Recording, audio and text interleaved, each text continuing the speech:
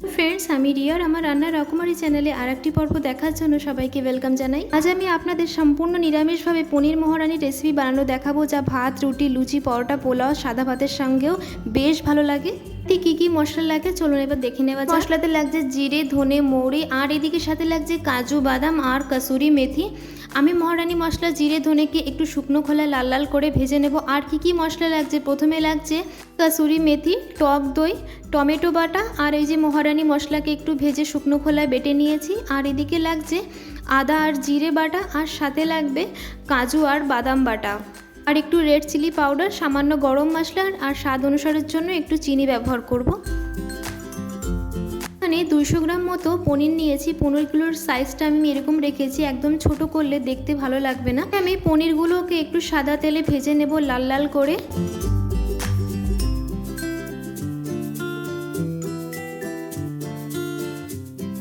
এটি আমার 50% লাল লাল করে ভাজা হয়ে গেছে।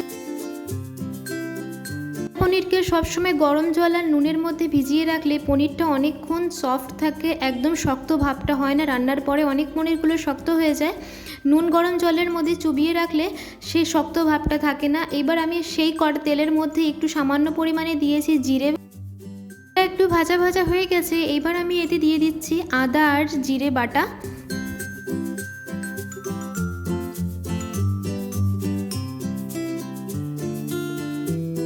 জিরে বাটাটা একটু ভাজা হয়ে গেলে দিয়ে দেব টমেটো বাটা।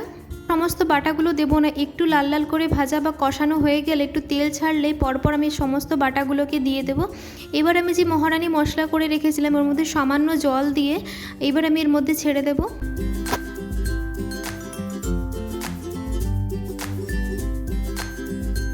সামান্য পরিমাণে নুন। এবার আমি এতে দিয়ে দেব কাজু বাদাম বাটা। বাদাম বাটা দেওয়ার পর কিছুক্ষণ 2 থেকে 3 মিনিট একটু ভালো করে জিনিসটাকে কষিয়ে নিতে হবে।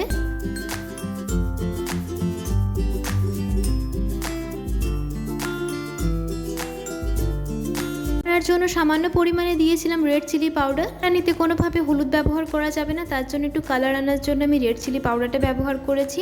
আমি দিয়ে দেবো ফাটিয়ে রাখা টক দই।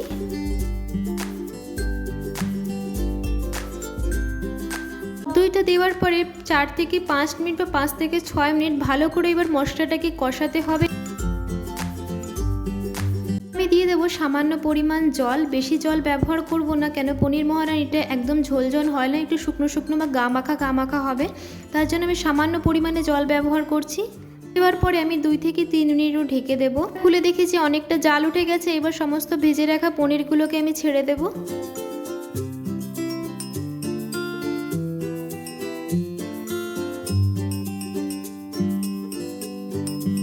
ফ্লেমটা হাই থাকবে, সামান্য যে জল থাকবে একদম টেনে নিয়ে গ্রেভিটা একদম গাঢ় গাঢ় থিক টাইপের হয়ে যাবে। এটা ঝোল টেনে নিয়েছে আর একদম গাঢ় গাঢ় হয়ে গেছে। সবার শেষে আমি দিয়ে দিয়েছি এতে কসুরি মেথি আর সামান্য পরিমাণে গরম মশলা। আর মিষ্টিটা আমি দেখাতে পারিনি। এদিকে আমার পনির মহারানি রেডি হয়ে গেছে। এবার গ্যাসের ফ্লেমটা আমি বন্ধ করে দেবো। এবার সার্ভ করে নিই। মহারানি রুটি, পরোটা, পোলাও, ফ্রাইড রাইস বা এছাড়া সাদা ভাতের সাথে কিন্তু অসাধারণ লাগবে। আমার আজকের পনির মহারানি রেসিপিটা যদি তোমাদের ভালো লেগে থাকে, আমার রান্নার রকমারি চ্যানেলে প্রথমবার ভিজিট করেছো তাদের কাছে অনুরোধ রইল আমার চ্যানেলটাকে সাবস্ক্রাইব করে পাশে থাকার জন্য বেল আইকনটা অবশ্যই প্রেস করে দেবে, যাতে আমি নতুন কোনো রেসিপি দিলে প্রথমে তোমাদের কাছে নোটিফিকেশনটা চলে যায়। তোমরা সবাই ভালো থেকো, সুস্থ থেকো। নতুন একটি রেসিপি নিয়ে আবার দেখা হবে। ধন্যবাদ।